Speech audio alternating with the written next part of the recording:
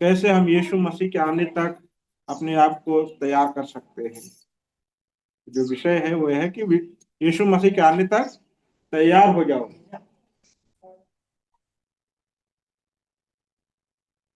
यीशु मसीह के आने तक क्या करना है? अपने आप को तैयार करना है। आप सोच सकते हैं, आपके घर में जब शादी विवाह या कोई और फंक्शन जब आप करते हैं तो उसके लिए आप कितना मेहनत करते हैं और आप कोशिश करते हैं कि हम अच्छे से अच्छा करने पाए और बेहतर से हम करने पाए, बेहतर से हम करने पाए, है ना। जब हम अपने जब हम अपने जीवन से जुड़ी हुई चीजों को बेहतर बनाने की कोशिश करते हैं तो उसी तरह से ये शब्द हमें बताते हैं कि हमें कैसे उसके साथ बने रहना है, उसके साथ चलना है। जैसे लिखा है कि जागो, विश्वास में दृढ़ रहो और जीवन को पवित्र बनाओ। जैसे कि अगर आप मत्ती 24 अध्याय उसका 42 पद पढ़ेंगे तो आपको वहां पे दिखेगा कि तुम जागते रहो क्योंकि तुम नहीं जानते कि तुम्हारा स्वामी किस दिन आएगा, है ना। ये मत्ती का सुसमाचार हमें बता रहा है कि हमें जागते रहना। यीशु मसीह कहते जागते रहो। जब यीशु मसीह प्रार्थना करने गए, चेलों को कहा कि तुम यहीं रुको, प्रार्थना करो, है ना। और हम देखते हैं कि यीशु मसीह गए प्रार्थना करने, प्रार्थना करके लौटते हैं और देखते हैं कि यीशु जो चेले हैं वो खर्राटे ले रहे हैं, वो सो गए। तो प्रिय भाई बहन, हम अगर कहीं इस तरह से सोए हुए हैं तो हमें जागने की जरूरत है ना। कई एक बार हमने देखा है कि लोगों ने अपनी ट्रेन को छोड़ दिया और सोने के चक्कर में। उनकी ट्रेन सुबह 6 बजे है लेकिन वो उठ रहे हैं 7 बजे। अब ट्रेन तो नहीं रुकने वाली है, आएगी ये अपने टाइम से और वो अपने टाइम से चली जाएगी। तो यीशु मसीह का आना भी अचानक से होने वाला है, कब आएंगे हमें नहीं पता है, लेकिन कहता है कि जागते रहो। आमीन। और जब हम जागते रहेंगे तब हम उस तैयारी को कर पाएंगे। हम सोने के बाद कोई भी तैयारी हम नहीं कर सकते अपने जीवन में, कभी भी नहीं कर सकते हैं। दूसरे स्लाइड में हम आते हैं।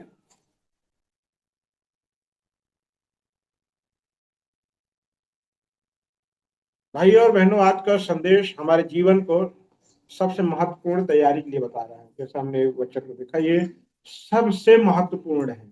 बाइबल में जितनी भी बातें हैं वो सब में ये बहुत महत्वपूर्ण है। जब हम उन सारी बातों को अपने जीवन में हम धारण करेंगे तब जाकर के हम इस तैयारी को करने पाएंगे। यीशु मसीह का आगमन कभी भी हो सकता है ना। जैसे आपके घर पे कभी कभी रिश्तेदार भी अचानक से आते हैं, आपको पता नहीं होता है। और यीशु मसीह का आना बाइबल बताती है कि वो चोर के समान होगा। चोर कब आता है? जब सब सोए हुए हों। वो आता है, चोरी करके चला जाता है। तो यीशु मसीह चोरी करने नहीं आ रहे, लेकिन यीशु मसीह कह रहे हैं कि तुम्हें जागते रहना है। अगर तुम जागते रहोगे तो तब तो तुम मेरे साथ में चलने पाओगे। अगर नहीं जागोगे तो तुम मेरे साथ नहीं चल सकते हो। हमें हमेशा जागते रहना है और तैयार रहना है। जिस तरह से प्रार्थना की कोठरी में जाना, प्रार्थना करना, उस लव में बने रहना जरूरी है, उसी तरह से ये भी जरूरी है कि हम उस लव को और आगे बढ़ाएं। जब आग ठंडी होने लगती है तो उसमें पंखा चला देते हैं कि उसका और लव बढ़ जाए। तो हमें वही लव की जरूरत है कि हम और भी लवलीनता में आगे आए, परमेश्वर के साथ में हम और मजबूती के साथ जुड़ने पाए। क्योंकि हम जब इस पृथ्वी पे हैं हम देखते हैं कि हमारा संगति 1-2 घंटे के बाद जो हमारा 24 घंटा है, तो 24 घंटे में 2 घंटा अगर हम निकाल दें तो उसके बाद का जीवन का माप कैसा है किसी को पता नहीं है। किसी का अच्छा चल रहा है, किसी का बुरा चल रहा है, या दोनों चल रहा है ना। तो हमें सावधान होना है कि हमारा अगर 2 घंटा है समय प्रभु के साथ में, तो उसके बाद भी क्या हो रहा है, या सिर्फ हम एक सप्ताह में एक बार मिल रहे हैं 2 घंटे के लिए, तब हम उस लवलीनता को जगा पा रहे हैं, दिखा पा रहे हैं, लेकिन उसके बाद के 6 दिन और क्या हो रहे हैं। मान लो ये दो 2 घंटे तो हम बहुत पवित्र, बहुत अच्छे बनने की कोशिश करेंगे और है भी, और बाकी दिनों में क्या होगा। अगर इस समय यीशु है तो हमें लेके जा सकता है, अगर बाकी दिनों की बात करें तो क्या होगा, उन बाकी दिनों में क्या होगा। हम हमारे रोजमर्रा की चिंताओं में, परेशानियों में हम दब जाएंगे, और हम सिर्फ उन्हीं की ओर देखेंगे। अगर हम चिंताओं की ओर देखते हैं तो क्या हम यीशु मसीह की ओर देखने पाएंगे, देख पाएंगे। चिंताएं इतनी भारी हो जाती है कि हमें उसके आगे कुछ दिखाई नहीं देता है। इतनी चिंता हो जाती है कि उस चिंता की वजह से प्रार्थना में भी बैठना बंद कर देते हैं। और सोचिए, जब प्रार्थना में बैठना बंद कर देंगे, बाइबल पढ़ना बंद कर देंगे, प्रभु से सुनना बंद कर देंगे, तब हमारी क्या तैयारी चल रही है।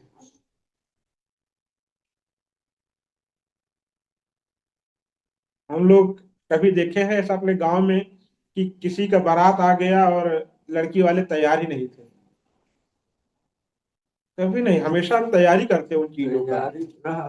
तो हमें तैयार होना है ताकि हम परमेश्वर के साथ में समय बिता पाए, उसके साथ में हम रह पाए, क्योंकि यीशु की यही इच्छा है। उन्होंने कहा कि मैं जा रहा हूं तुम्हारे लिए जगह तैयार करने, ताकि जब मैं आऊं तो मैं तुम्हें भी अपने साथ लेके जाऊं। आमीन।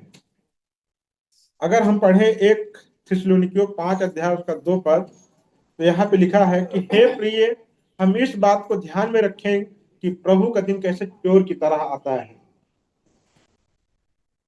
ये पौलुस कहता है कि हमें इन चीजों को ध्यान देना है कि प्रभु का दिन एक चोर के समान आने वाला है। और जैसे हम और आगे बढ़ते हैं अगले स्लाइड में,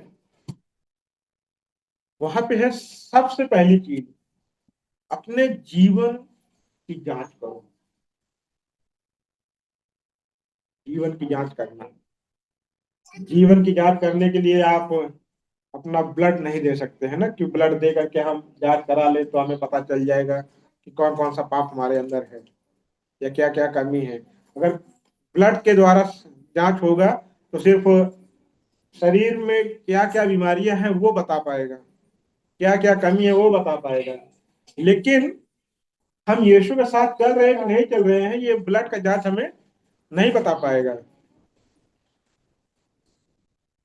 हम जांच कर सकते हैं क्या हम यीशु के मार्ग पे चल रहे हैं। जांच कर सकते हैं क्या हम यीशु के मार्ग पे चल रहे हैं। यीशु ने कहा, मैंने स्वर्ग और पृथ्वी का अधिकार तुम्हें दिया है, इसलिए तुम जाओ, सब जातियों में चेला बनाओ, अपने पिता पुत्र पवित्र आत्मा के नाम में बपतिस्मा दो, और उन्हें उन बातों को मानना सिखाओ जो मैंने तुम्हें सिखाया है, बताया है। तो क्या हम इन बातों को लेकर के चल रहे हैं। अगर नहीं पकड़े हैं तो हमें ध्यान देना है कि हम प्रभु के आज्ञा के अनुसार चल रहे हैं। हमने हमारे फाउंडेशन में भी यही चीज सीखा है कि हम पापी हैं और हमें परमेश्वर की जरूरत है। हमारा रिश्ता परमेश्वर से टूटा था, इसलिए हमें उस परमेश्वर के पास दोबारा से आने की जरूरत है। और हम वहां पर देखते हैं कि हम अपने पापों से पश्चाताप करते हैं, मुड़ते हैं, उसको अपना मालिक, अपना प्रभु बनाते हैं, है ना, और उसके अनुसार चलने की कोशिश करते हैं। तो ये दिखाता है तैयारी कि कैसे हमें तैयार होना है, उस पाप से बाहर आना है। हमें हमारे जीवन को जांच करना है कि हम किस तरह से चल रहे हैं। क्या हमारा मार्ग यीशु मसीह है, क्या हमारे काम और हमारे शब्द प्रभु के अनुकूल है, जो प्रभु को भाए। सोच सकते हैं, आज सुबह जब आप उठे होंगे, आपने कौन सी भाषा का इस्तेमाल किया, या मैंने जब उठा तो मैंने कौन सी भाषा का इस्तेमाल किया। क्या मैंने किसी को श्राप दिया, किसी को गाली दिया, किसी के विषय में बुरा सोचा।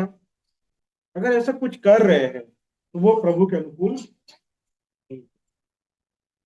अपने जीवन का आत्मनिरीक्षण करें, यानी अपने जीवन को जांच करना ही, उसको चारों तरफ से आप देखिए, याद कीजिए।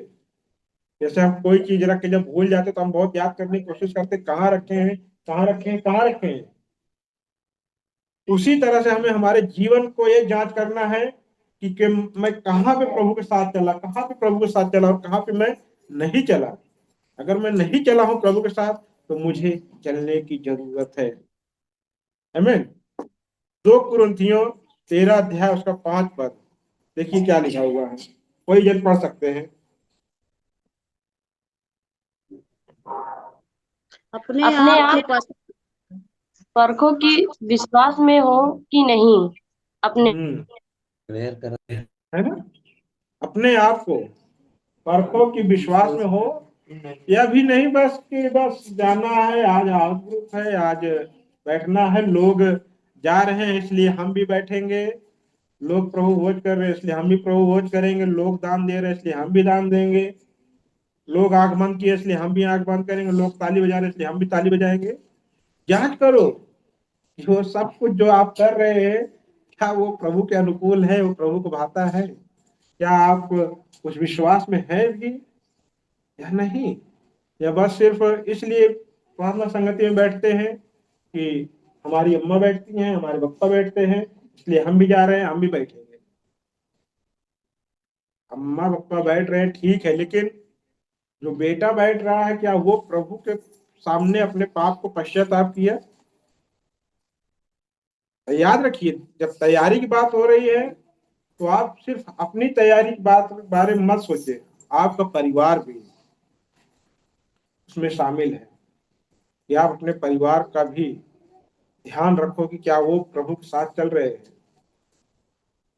बहुत समय पहले एक उदाहरण या एक ऐसे छोटी सी कहानी जैसे थी कि एक माँ बाप थे जो अपने बेटे से बहुत प्यार करते थे, और वो बच्चा सो रहा था और एक दिन अचानक से घर में आग लग गई। और बच्चे से बहुत प्यार करते हैं, उसकी नींद खराब नहीं करना चाहते, क्या करेंगे बताइए? आग लगी है घर में, वो खुद भी बचेंगे और बच्चे को भी बचाने की कोशिश करेंगे, भले वो नींद में हो, कैसे भी हो उसको थप्पड़ मारेंगे, कैसे भी करेंगे, उसको जगाएंगे, उठाने लायक है तो उसको उठा के जल्दी से भाग जाएंगे, है ना, नहीं उठाने लायक है तो पानी फेंकेंगे, कुछ ना कुछ करके उसको उठाएंगे ताकि उसको हम बचाएं। हम अपने बच्चों से प्रेम करते हैं तो इसका मतलब ये नहीं है कि बहुत लाड प्यार दुलार ही रखना है, कभी कभी उनको थोड़ा सा पनिशमेंट भी देना पड़ता है। जैसे कि हमें बाइबल सिखा बताती है कि पिता जिससे प्रेम करता है उसे सोटे भी लगाता है, अगर वो सोटे नहीं लगा रहा है तो उसका मतलब है कि वो उसका भला नहीं चाहता है, ये वो उसके बारे में सोच नहीं रहा है। तो हमें हमारी तैयारी और प्लस हमारे बच्चों की भी तैयारी करनी है। जिस तरह से हमारे जीवन को यीशु मसीह की जरूरत है, उसी तरह से हमारे बच्चों को भी यीशु मसीह की जरूरत है। आमीन। और आगे स्लाइड में है,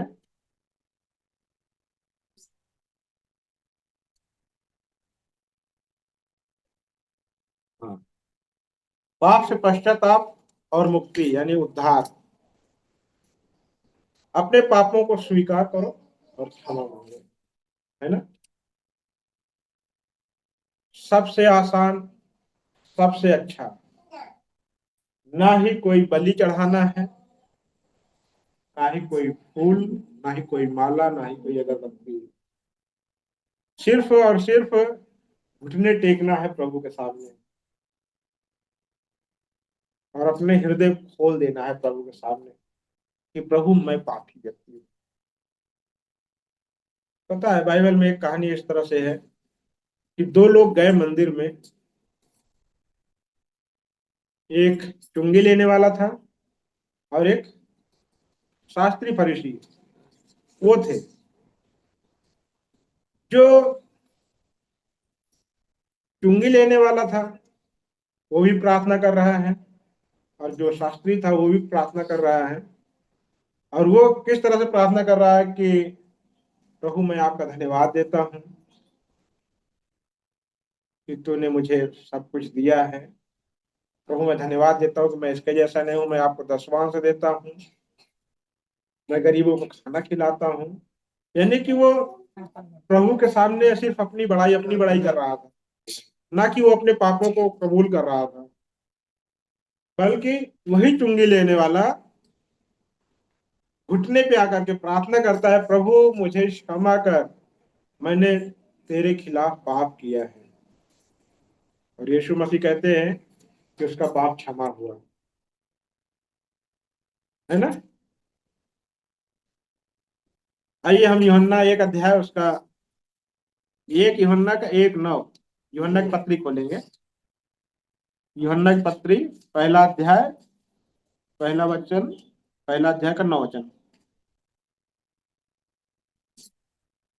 लिखा है, लिखा यदि है हम यदि अपने हम पापों को स्वीकार करें तो वह विश्वास योग्य धर्मी है कि वह हमारे पापों को क्षमा करे और हमें सब प्रकार के पाप से शुद्ध करेगा। हमें सुन रहे हैं ना सभी लोग, ध्यान दे रहे हैं ना। जब हम प्रभु के सामने अपने पाप को स्वीकार कर लेते हैं तो वो विश्वास योग्य है। विश्वास योग्य होने का मतलब यह होता है कि वो हमें धोखा नहीं देगा। हमने जो पाप को कबूल किया है, जिस पाप को हमने प्रभु से कहा है, वो प्रभु कभी भी उस पाप का प्रचार किसी और के सामने नहीं करेगा। इसलिए वो विश्वास योग्य है। इसलिए हम भी कहते हैं ना कि आपको कुछ भी बताना है तो आप ऐसे विश्वास योग्य व्यक्ति को ढूंढो, जिसपे जिसके ऊपर आपको भरोसा हो, उस व्यक्ति से बात करो, ताकि आपकी बात तीसरे के पास ना जाए। ये होता है विश्वास योग्यता। तो हमें तैयारी करना है कि हमें हमारे पाप को खोल देना है प्रभु के सामने कि हमने ये पाप किए हैं, और वो धर्मी है, विश्वास योग्य है, और वो हमारे पापों को क्षमा करेगा। और वो कहता है कि वो हमारे हमें हर एक पापों से वो शुद्ध करेगा, छुटकारा देगा। आमीन। हम और आगे बढ़े।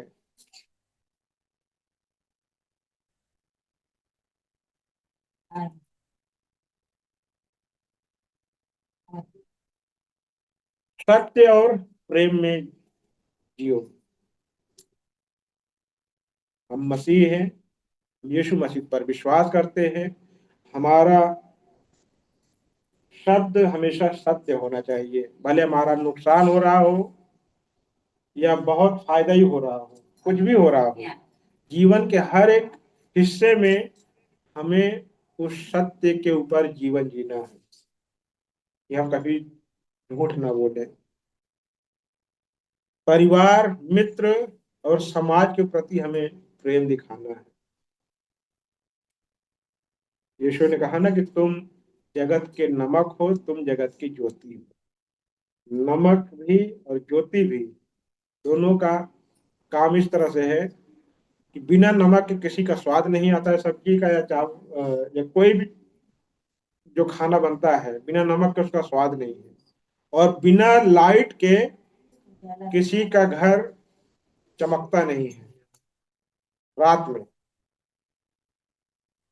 या दिन भी है तो अगर वो कोठरी में अपने जा रहा है तो अंधेरा ही होगा, तो उसको लाइट की जरूरत है। बिना लाइट के वो बहुत दिन तक नहीं रह सकता है।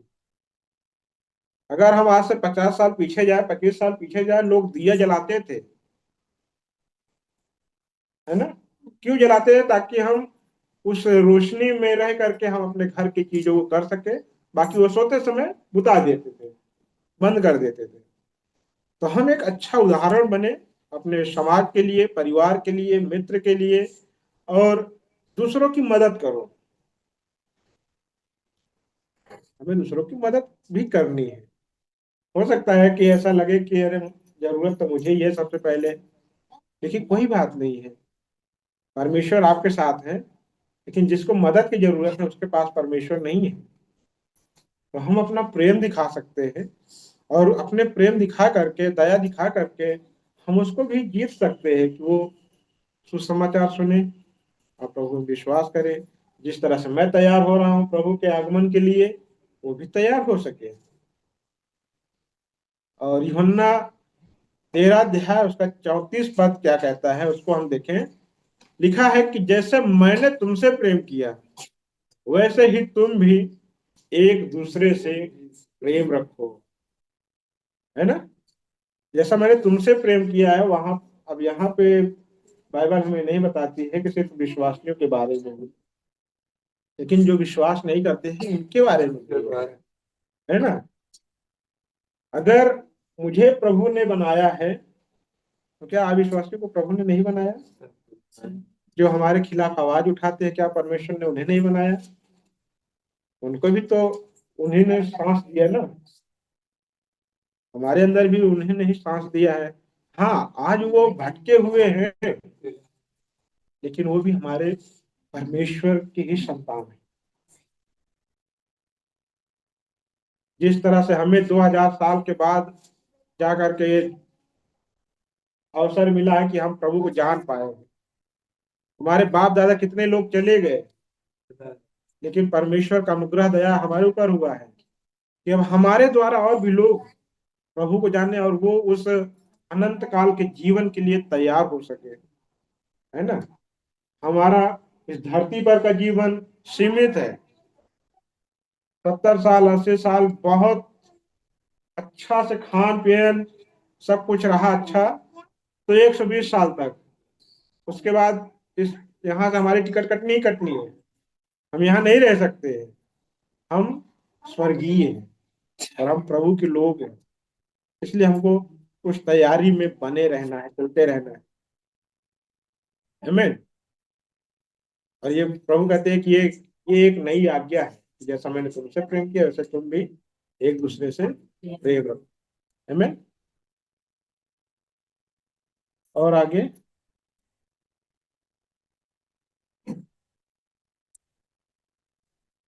प्रार्थना और सेवा, लगातार प्रार्थना में जीवन बिताओ। जिस तरह से पिछली बार जब हैप्पी ने बताया तो बहुत ही अच्छा से बताया कि हमें उस प्रार्थना की कोठरी में जाना है। जो भी हम प्रार्थना करते हैं, जितना भी समय करते हैं, उसमें हमें और बढ़ोतरी की जरूरत है। अगर हम आधा घंटा करते हैं तो आप 10 मिनट उसमें और इजाफा करो, 15 मिनट और इजाफा करो। जितना आप बढ़ा सकते हैं उतना आप बढ़ाओ। धीरे धीरे कर करके आप एक अच्छा समय भी बिताने पाएंगे परमेश्वर के साथ में। और दूसरों की सेवा करो और सच्चाई का पालन करो। अगर हम देखें वचन, तो 1 थिस्सलुनीकियों 5:17 में क्या कहता है, वहां देखिए आपकी बाइबल में।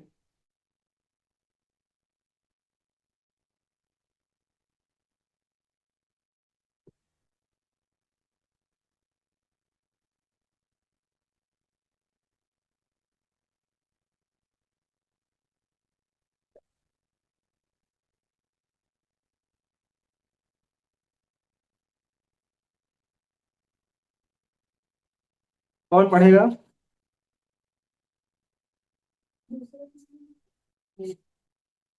पहला थिस्सलुनीकियों 5:17।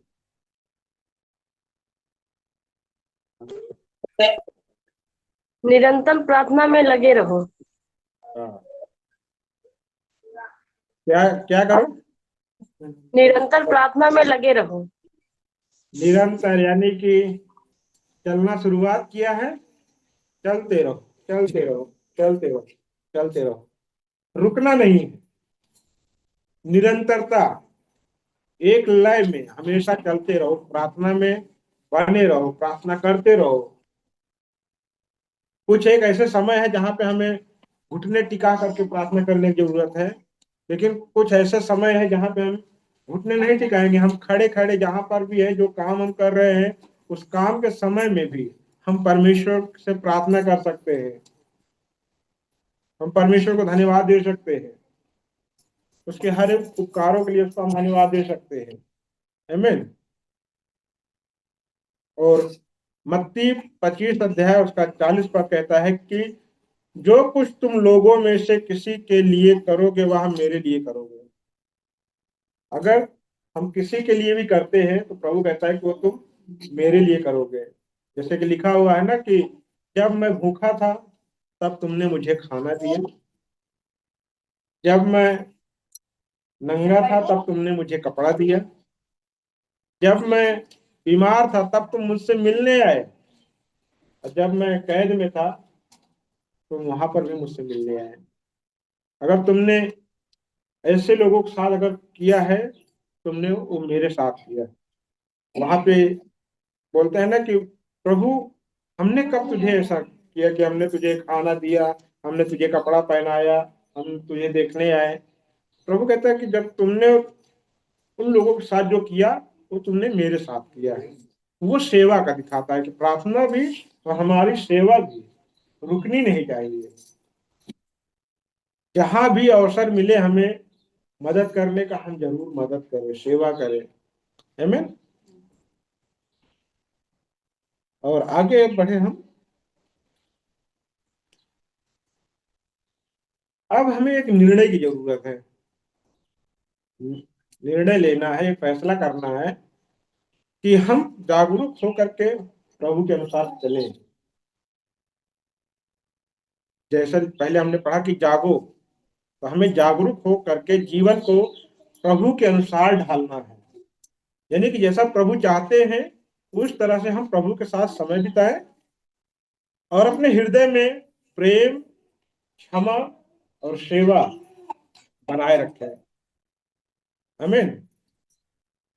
और यीशु के शीघ्र आने के लिए पूरी तरह से तैयार हो जाए। आमीन। आज ही सोचिए कि अगर अभी यीशु मसीह आए तो मेरी कंडीशन क्या है, मैं कहाँ रहूंगा। क्या मैं वो 10 कुंवारियों में से हूँ जो 5 सिर्फ मसाल लेके आती है और 5 जो है तेल और मसाल दोनों लेके आती है। तो फैसला करना क्या, सोचना है, देखना है कि क्या मैं वो हूँ जो सिर्फ मसाल लिए हैं या मैं वो हूँ जो तेल और मसाल दोनों लिए हैं। ये आपको जांच करना है। और जब आप तेल और मसाल दोनों आपके साथ है तो आप निश्चिंत रहिए, आप जाग रहे हैं, आप प्रभु के साथ जाएंगे 100%। जिस तरह से हमने कुंवारियों का दृष्टांत देखा है, जिनके पास तेल था, मसाल था, वो प्रभु के आने तक वो जागते रहे। प्रभु आया और उनको, वो दूल्हा आया और उनको लेकर के भी गया।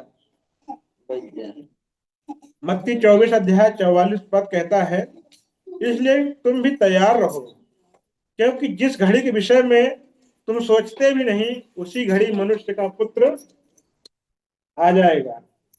है ना। जैसा कहते हैं ना, भैया हम तो आशा ही नहीं किए थे कि आप आ जाएंगे, आप अचानक आ गए। यीशु मसीह का आना भी ऐसे ही अचानक से होने वाला है, जब हम उस बात को सोच ही नहीं रहे, जब हम उस बात को सोच रहे हैं जो हमारे घर से जुड़ा हुआ है। हम अपने घर की चिंताओं के बारे में सोच रहे हैं। बेटी का शादी करना है, बेटे का शादी करना है, कर्जा भरना है, हम इन सारी चीजों की ओर फंस करके प्रभु की ओर नहीं देख पा रहे हैं। देखिए, सबसे अच्छा मददगार है कोई जिंदगी में, तो वो प्रभु यीशु मसीह है और वो हमारी मदद करता है। हमें, जैसा कि ये संदेश हुआ, इस संदेश के अनुसार तो सबसे पहली चीज है कि हमें यीशु मसीह के आगमन के लिए तैयार होना है और हमारे हृदय को पवित्र रखना है। विश्वास और धैर्य, इनकी हमें जरूरत है। और हम मांगेंगे प्रभु से कि प्रभु आप हमें विश्वास और धैर्य दो ताकि हम आपके सामने अटूट खड़े रह सके। आमीन।